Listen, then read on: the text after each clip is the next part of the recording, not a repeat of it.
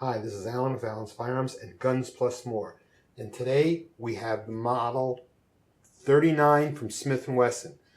This was originally contracted and developed for the U.S. Army in 1955. It was one of America's first and Smith & Wesson's first U.S.-made double-action autos. The 39 was produced, and then the problem was it didn't have enough capacity because it was a 9mm, and they figure, why would we give up our 45 7-shots for a 9-shot 9? So they came out with the 59, which is the same exact gun, except it's a 15 round, ergo the 5. 59, 15, and 9. This is the 39. I don't know what this 3 stands for. It was a big breakthrough for an American company to have an auto, and the Illinois State Police Department was the first to initiate the use of it. It was also used with the Navy SEALs, and it was developed with a silencer, and they called it a hush puppy. The first generation is a 2-digit model number. The second generation was a 3-digit model number. Third generation was a 4-digit model number. After the 4-digit model number, they stopped production of them. The all-steel frame model, and they made a few of them, most of them were in alloy. This happens to be a steel one. The steel ones are a little bit rarer, and they used the frame as the base for the Model 52, which is in an earlier video that I did on that gun. It shot 38 specials. It was a target match gun. Very nice gun. This has adjustable rear sights. Though they look like a military sight, you'll see it's adjustable. I'll take a closer look at it at the workbench. Someone whited the front of this thing. I'm going to have to clean that out. It looks like a bad job. Either that or I'll retouch it. It's got wood grips, the original ones, and it has 2 magazines with it. I'm only showing one with the gun. It's empty and safe. Now, this has double action, and it has a decocker built in. So you have a safety, double action, and decocker.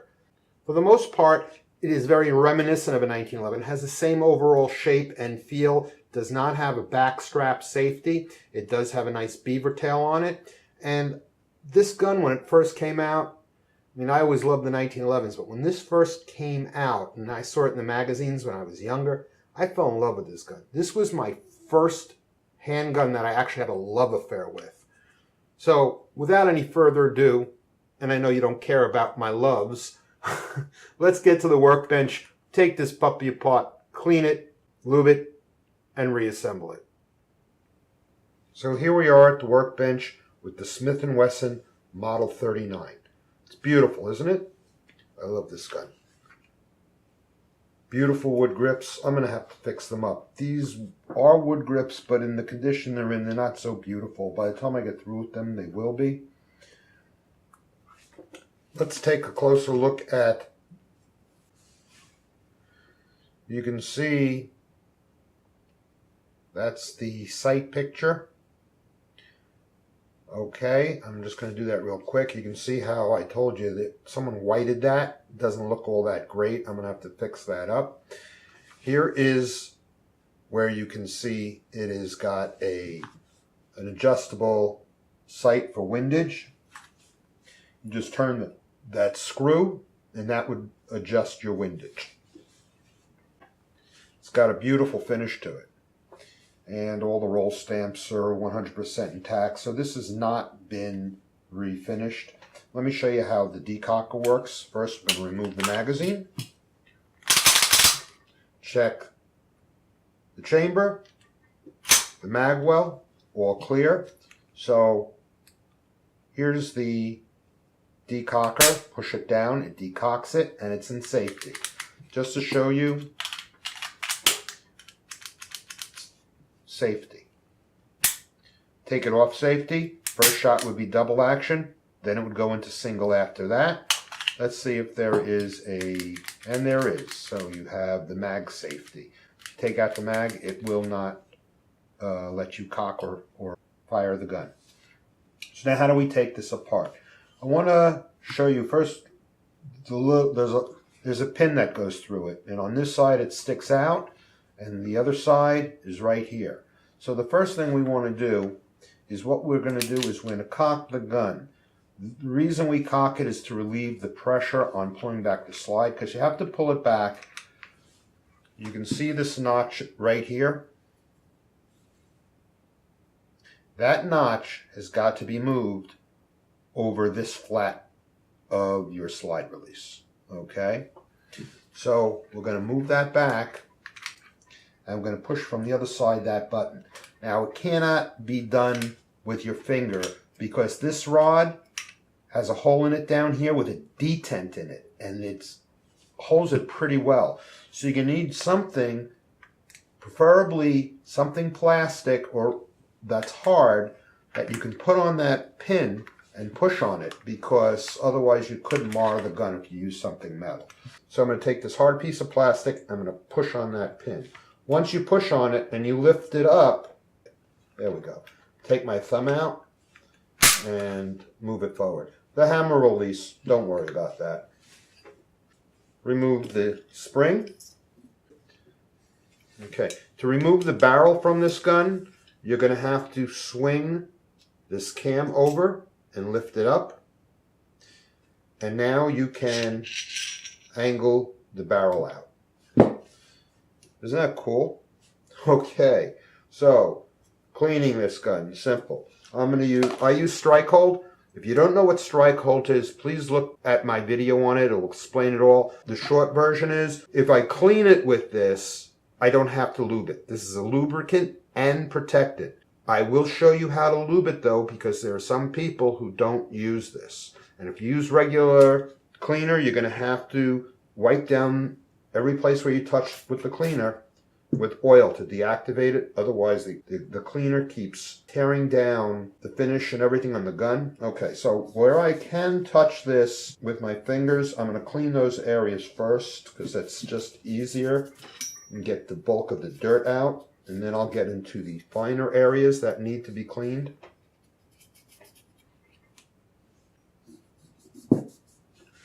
Okay, so I'm going to spray a little strike hold straight in there.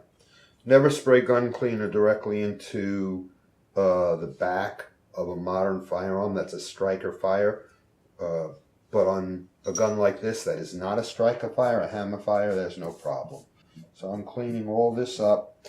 Now, there's really tight places in there, so I'm going to sacrifice that wood stick for this one, because this has got a point on it, and I can really get into the finer areas. And you can see a good amount of dirt came out of there. Okay, very important part to clean is the little groove in the top of your slide. That groove is a channel lock, and what that channel lock does is the corresponding notch on top of your barrel locks into that. So you want to make sure that's clean, so when it locks, it gets a nice positive lockup on your barrel. Okay, I'm going to flip up the safety and get into here. Put the safety back down. Now, one of the places definitely needs cleaning, I saved it for last in this video, is because it's such a dirty gun, are the slots on each side of the slide. Very important to get those perfectly clean, because that's where you have true metal to metal contact. I'm actually going to I want to get in there better, so I'm going to put it on a thinner piece. What I have here is just a piece I made up. Look at all the dirt's coming out of there. With a bent paper clip. Paper clips are great. You can do so many things with them besides papering. And you do this until that rag comes out perfectly clean. Now I'm going to wipe down the outside of the gun. Now I can do this with strike hold and then leave it, and that's it, because it's a cleaner protectant, and that would be fine. But if I was using regular gun cleaner, I would have to touch all these places that I'm hitting with cleaner with oil to deactivate the cleaner after it's clean. And I'm just going to get inside of the spring chamber and the barrel. And the last place we're going to get is the battery. We're going to make sure we have a good clean cloth on here. We're going to go up and down inside the battery, from the top and from the bottom. I'm going to make sure I get underneath the extractor. Now this is important, otherwise you're going to have jamming. That came out just from the battery. This was a perfectly clean cloth. So, you know, when I buy these guns, I'm not sure how well they function until after I clean them and inspect them. Now we go to the frame, and I'm going to take my strike hold and I'm going to go up and down the slots on the frame. Like I said, this is where you're getting metal to metal contact. You got to make sure these are nice and clean. Best way to do it is with a little stick like this, because it gets right into that slot. It really does a nice job of cleaning it all out.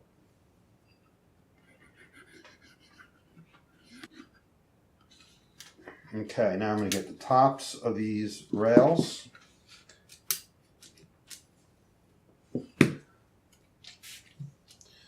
Okay, so cock that, get this down, push over that. The reason the hammer just released is because I hit the decocker from the inside. I'll show you what that is. This little button right here, that just came up. That button right there, if it's cocked and I push that down, it decocks it.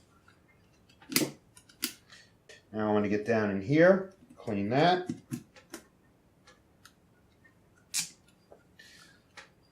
Clean out the front. Move this down in here, get that cleaned out.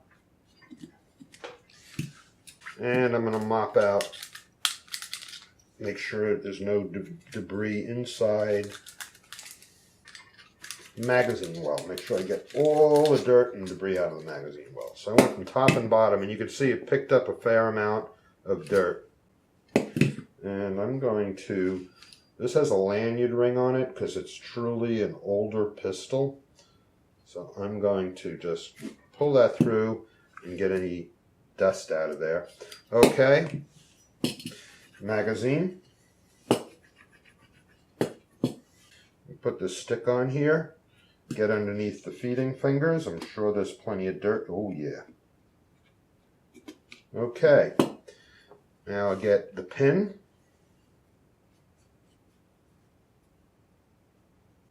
Okay, I'm going to do the cam.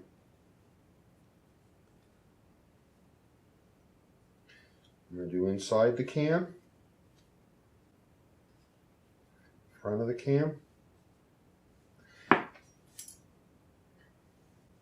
I'm going to get the guide rail for the spring and the spring. Now this has a direction. The tighter end, see how this just slides right on? The tighter end goes on first. See how the spring won't release it? And there, all we have left is the barrel. Make sure I get that locking cam clean on the barrel. I just cleaned a Model 52 the other week, and the lockups on the barrel are so similar, because I know that they used it as a base for that gun.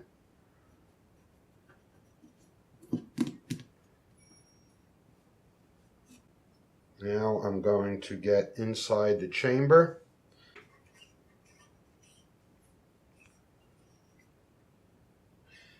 And I'm going to get the face of the barrel. We want to make sure we get this ramp nice and clean so it's shining. And the top of the ramp, these are two critical areas. If you get too much dirt on there, you're going to have a problem feeding. Just like it was important for me to get behind the extractor, the little hook on the battery, because you have failures to extract. Okay, so let's get to oiling this gun now that we have it all clean. So to oil the firearm, don't put oil directly on the firearm. Take a cloth, put 3 drops of oil on it, let it permeate the cloth. Now the first thing I'm going to do is I'm going to take the slide and I'm going to oil the area that actually needs lubrication. There's only 2 places on here that need lubrication. That's the slide rails. So I'm going once, twice, 3. 1 up, down, 2 up, down, 3 up, down. So that's all you need to do to actually lubricate the slide. Okay? The rest of the reason you oil it is to deactivate the cleaner so it doesn't ruin the finish of the gun, because it will just keep breaking it down and it will actually start to break down the metal. Remember, that's what cleaner does. It breaks down the metal left over from the round that you fired. So if it's breaking down copper and lead, what do you think it's doing to your metal? Maybe not as fast, because those are soft metals, but it still does it. Okay? And we're just going to wipe down every place where we put cleaner on it. We're going to put oil. Okay? If you clean the outside of your gun, you're going to use oil on the outside of your gun. But then the best thing to do is you wipe the oil off with a clean cloth and apply wax, like gun and knife wax or turtle wax. Okay, so I'm going to take another cloth, 3 drops of oil. Same thing. The only place that actually needs lubrication on this gun is inside the slide rails. So I'm going to get inside the slide rails. I'm going to get the tops of the slide rails. And you can see where metal touches metal on this gun because there's bluing or blackening worn off. Okay. Now I'm going to put a little oil back here because that's where I put this. Every place that I touched it with oil, with cleaner I mean, I'm going to hit it with oil. Okay. If you got any on the outside of the gun, you're going to wipe down the outside of the gun with it. Okay, and that's all you got to do. Now remember, we did do the here too, and we did mop out the mag well, so we wanted to mop out the mag well with oil. Okay, and these move, so I'm going to put a little oil on there, and that's it. Now we just wipe down the barrel, top of the cam. I'm going to get my stick, and I'm going to get in here because these slots, I have a feeling there's metal to metal contact on these slots, so I'm going to make sure I just wipe them with oil. The outside of the barrel, don't want to lose my bluing. The ramp feed. I'm going to stick this in here, make sure I get the chamber coated with oil, and of course, you didn't see it, but I did this with the strike hold and cleaned out the barrel. So you're just going to do that again with oil. The cam, the pin, the spring rod and the spring. Remember, tight in goes in first.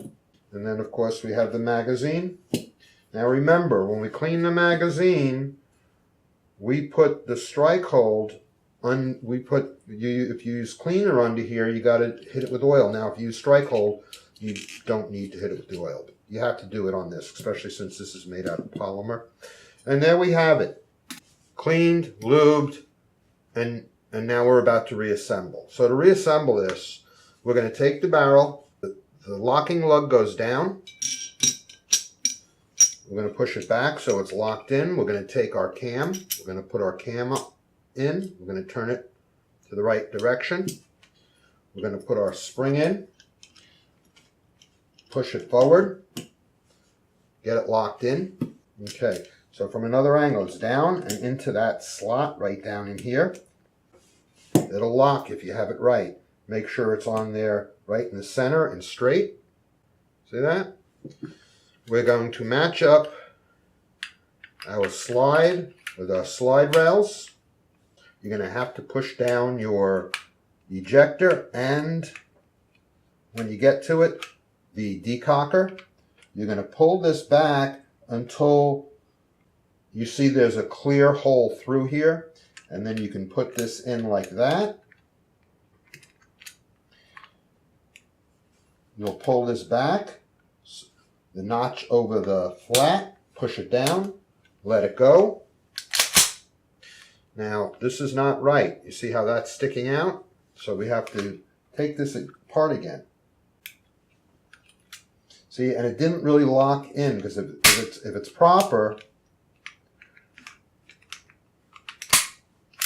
if this is set up proper, this piece becomes a detent and gets in the way. So I'm going to push this down, put this on. There we go. Once you line it up and you have it like this, you're going to look through this hole, and there's a first notch where it looks clear except for that little detent. At that point, you put this in, you put your pin in until you hear a little click. Then you can push it forward, and you go down and up and push at the same time, and it'll find its zone and lock right in. So there we have that done. So now we're going to try it. First without a magazine. Safety works. We put the magazine in, pull the trigger, it cocks and releases. We're going to cock it. Decocker works. Safety works. Relief safety works. Everything works. Function check is complete. And there we're done. So I hope you enjoyed the Smith & Wesson Model 39. Like and subscribe. Until next time.